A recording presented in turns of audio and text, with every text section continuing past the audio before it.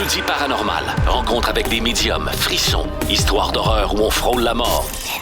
De retour dans Jeudi paranormal spécial mentalisme et hypnose avec Édouard Gébrael. Là, toi, t'as fait un dessin, c'est ça? Oui. T'as fait un dessin. Mais on dirait que t'en as fait deux. T'as comme un dessin dans l'arrière de ta tête, celui que t'as pas dessiné, puis t'en as un que t'as dessiné. Je manque un peu de talent. OK. Donc, c'était pas beau. Tu sais quoi, pense à ce que t'as dessiné, mais en même temps, essaye de ramener ce que t'as pas dessiné en arrière de ta tête. On va essayer de voir si on peut aller jumeler les deux. Regarde-moi ici. OK, Pierre, c'est intéressant parce que ce que t'as dessiné, ce que t'as pas dessiné, c'était un personnage.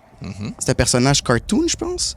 OK. Puis ce que tu as dessiné, on dirait que c'est en lien avec quelque chose que tu disais tantôt. On dirait que c'est comme une mémoire qui est vraiment récente et fraîche. Je suis en train de penser à comme... pense aux couleurs, pense à... OK, je vois le rouge, le bleu, le blanc. Tu es en train de penser au Canadien de Montréal, c'est ça? Tabarnak! Vas-y, décris-nous qu'est-ce qu'il y a dans ta poche. Canadien de Montréal. Attends une minute. Wow, bravo. Tantôt, Canadien de Montréal. sur un post-it, tu lui as demandé de faire un Oui. dessin. Toi, t'as rien vu. Il a plié ça, il a mis ça dans sa poche. Exact. Mais là, il y a un dessin que t'as pas fait. Il y a C'était un quoi dessin que tu voulais faire? Un bonhomme Je voulais allumé. faire... Ben écoute, c'est pas compliqué. Ne le dis pas, Je voulais- ne dis pas le premier, je vais essayer de le deviner. Le premier que tu dessinais dans ta tête, là, c'est un personnage cartoon. C'est-tu Mickey Mouse? Exactement. Ben voyons donc! Reviens. Écoute, Ça, c'est j'ai tout de drôle, suite, hein, quand ça. il m'a dit, quand il m'a mentionné, dessine-moi quelque chose. La première chose, j'ai pensé, c'est que José m'achète souvent des chandails Oui, avec des Mickey. Mickey dessus. Ah oui, ah oui. Fait que là, j'ai dit, je vais essayer de faire Mickey. Mais là, écoute, je suis tellement pas talentueux que là, j'ai pris ça. J'ai dit, non, j'ai fait d'autres choses. Puis là, j'ai tout de suite pensé aux Canadiens. Hey, Fait c'est que bien j'ai fait drôle. le Bravo, signe du bravo, Canadien. bravo. On aimerait ça que tu nous racontes la fois où tu t'es fait aspirer l'âme. Aspirer. Oui, c'est les termes, là. Ouais. Je peux pas prouver que je me suis fait aspirer l'âme, mais en fait, oui. Ça m'est arrivé, je pense que c'est pendant la pandémie, pendant la nuit. J'ai eu quelques expériences pendant la nuit, et puis je dormais dans mon sous-sol. Et c'est vraiment exactement comme une des scènes du film de Harry Potter et le prisonnier d'Azkaban qu'on peut voir sur YouTube. D'ailleurs, si on tape ça, les fameux détraqueurs. OK. Et comme je disais tantôt, je ne vois pas. Alors, je dors, je suis endormie, mon corps dort. Je n'ai pas accès à mon corps, mais je sens la sensation d'aspiration là, de la force d'une balayeuse de haut À ta calibre. tête? Dans mon... Non, je dirais plus peut-être vraiment dans le haut de mon corps. Le torse, Plexus mettons. solaire? Ça tire, là. Ça tire. C'est exactement comme dans la scène Hein? du film. Puis là, à ce moment-là, est-ce que t'es réveillé ou c'est comme si Je t'étais... dors. Fait que Ok. c'est comme, tu sais, je vais mettre des mots, là. Je veux pas dire que c'est ça, mais mettons, mon conscient est réveillé, mon corps dort. J'ai pas accès à mon corps. Je peux pas me lever puis donner un coup de baguette magique, là. Ça Comme si t'étais sous hypnose. aspiré. Mais t'es sorti de ton corps. Il y a quelque chose qui sortait de mon corps. Je peux pas. tu sais, je- OK. ça sort, fait que mon corps reste là, mais je sens comme une énergie, je sais pas. Il y a quelque chose d'invisible qui sort. Puis je le sens, ça tire. Puis là, je dors toujours, mais le réflexe, c'est comme de combattre. Fait que j'essaie de reprendre Ramener ça. ton... Puis, tu sais, bon, connu des gens qui ont vécu toutes sortes de choses. Ils ont des paroles qui vont dire des genres d'incantations, énergie rouge, violette, Oui. bleu, je sais pas. Bon, fait que c'est comme mon cerveau, il part en vrille tout seul sans que je sais quoi que ce soit, parce qu'encore une fois, je sais que c'est dur à comprendre, mais mon corps dort. C'est ma tête qui parle seule. Il y a comme une espèce de combat invisible pendant que je suis endormie. Puis, à un moment donné, ça, j'ai encore du mal à en parler. J'ai appelé à l'aide Jésus-Christ, mon Dieu. C'est mon cerveau. T'avais peur. J'ai dit, Jésus, aide-moi. Puis moi, je veux dire, je suis pas une fille très assumée là, avec Avec la toutes des religion. histoires de religion, tout ça. Je veux dire, je suis chrétienne de naissance. Non, mais c'est correct, c'est bien correct. C'est ton réflexe, toi, ça a été ça, Ça a ton été ça. instinct. Puis c'est pas moi qui ai décidé, ça s'est fait tout seul. Et du moment que j'ai crié ça, ça a arrêté, la sensation d'aspiration complètement arrêtée. Je vais dire quelque chose à Marie-Claude, puis ça se peut que Marie-Claude ait une réaction, puis on va la supporter là-dedans. Tu as vraiment une relation particulière avec les enfants. Oui. Tu as déjà été ce qu'on appelle une femme de maison avec laquelle ton mari, c'était un marchand. Vous aviez 3 enfants. OK. Tu as perdu ton mari pendant qu'il était au travail. Et lorsque on t'a annoncé la nouvelle, ben, tu devais t'occuper de tes enfants, puis tu devais jouer le rôle parental du père et de la mère. Et avec tout ça, c'est mélangé la maladie. Et tu as perdu les 3 J'ai enfants. perdu les 3 Ouais, enfants. tu as perdu les 3 enfants. Donc, pour toi, les enfants, oui, tu es en surprotection et c'est normal, c'est un mécanisme normal. Au-delà de ton rôle de mère, que tous les mères feraient la même chose, c'est plus ancré à l'intérieur de toi. C'est pour ça que tu as vécu beaucoup de deuil dans ta vie, puis c'est planifié de cette façon-là pour revenir à soi. Parce que toi, dans ta mission générale, tu viens ici pour porter. Et ce que tu portes, il faut que tu fasses la paix avec ça, puis il faut que tu apprennes à te choisir. Tu n'as peut-être plus de parents, mais tes enfants sont tes parents, puis ils ont été tes parents d'une ancienne vie. Donc, ils remplacent le rôle de tes parents. Ils ont comme pris le flambeau. Voyons. Donc, tu n'es pas un enfant orpheline. D'accord? OK. C'est vraiment... Fallait que je le dise, il fallait vraiment... Mes guides, c'est comme vraiment... C'était le moment, fallait que je te le dise. OK. D'accord? Donc, t'es pas toute seule.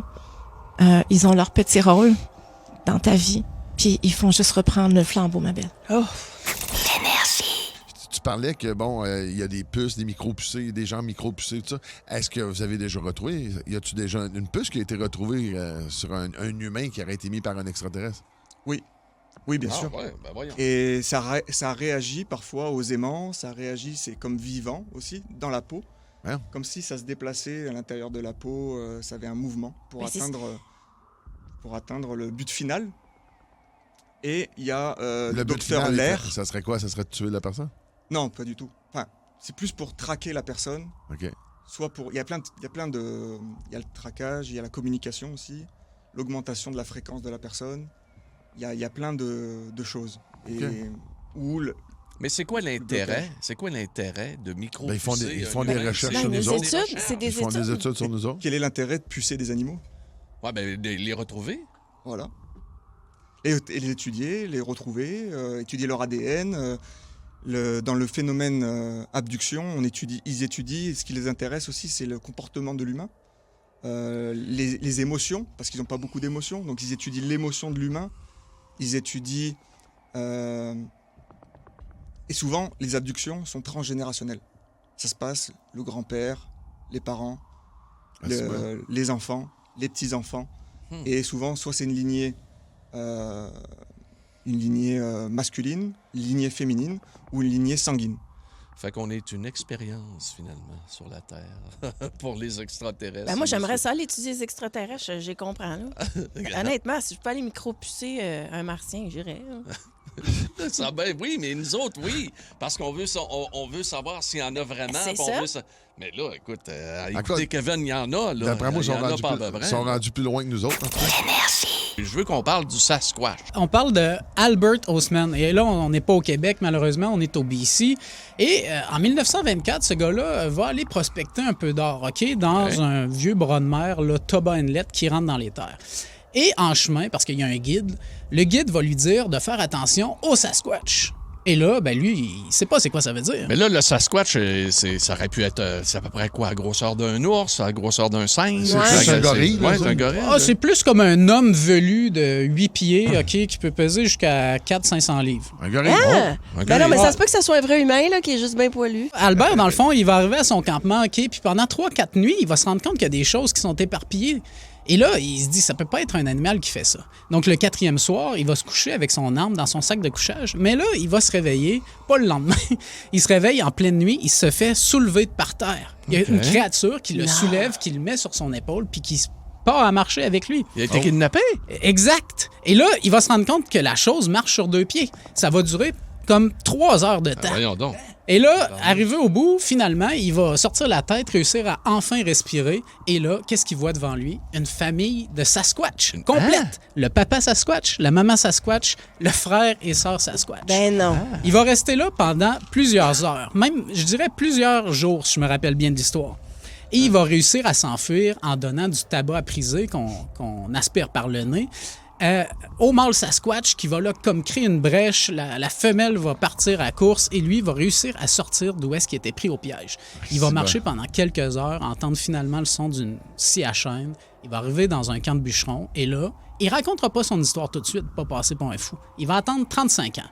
C'est bon. 35 sauf ans. que la chose, c'est que ces histoires-là sont devenues plus populaires quand lui a sorti la sienne. Le Bigfoot, il a l'air de quoi, lui? D'un coup, je le croise. Là. Le Bigfoot, là, moi, je pense que c'est comme un peu plus musclé. Peut-être que tu aimerais plus ça c'est que pas le Sasquatch. c'est pas la même affaire, un Bigfoot qu'un Sasquatch? On n'a Non, pas c'est tout à fait. Non, les Sasquatch, les Bigfoot, ça se différencie. Dans le fond, Sasquatch est dans la neige plus, c'est pas-tu? Ouais, ben c'est plus la côte ouest, là, dans le fond, Colombie, Britannique, tout ça en descendant des États-Unis. Mais le Bigfoot va être plus de notre côté. Là. OK. Ouais. Mais tu me dis quoi, là? Il est pas poilu, c'est ça? Le Sasquatch? Non, Aussi- non, le Bigfoot. Le Bigfoot aussi poilu, juste un petit peu plus musclé. Trapu, tu sais, là. ouais, c'est Être ça. au Il y a un pain. bon coffre. là.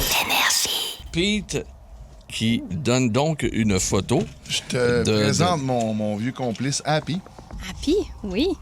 Il a quel âge? 13 ans et demi. OK.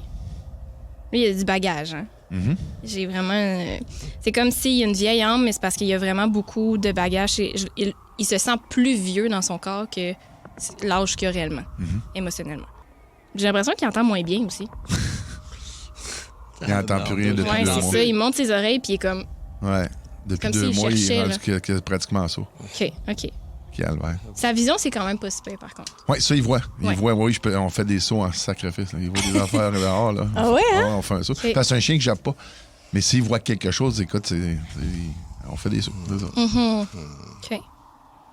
OK. Mais tu sais, je sens vraiment que tout ce qu'il veut, c'est comme... Il est dans sa petite phase de retraite, là. Il est à la Moi, je veux retraite, juste, dans le fond, puis- la réalité, c'est que le temps qui reste, là, je veux que ça aille bien. Tu comprends-tu? Je veux Ouais. que ça reste mon compagnon, mais je veux le respecter, l'accompagner dans justement le côté gériatrique à tout ça. là. Ouais. C'est ça qui est dur. Il va te le dire quand il va être prêt, là. OK? Tu sais, moi, j'ai l'impression que sa limite, c'est beaucoup s'il est plus capable de se déplacer du tout, de se lever pantoute.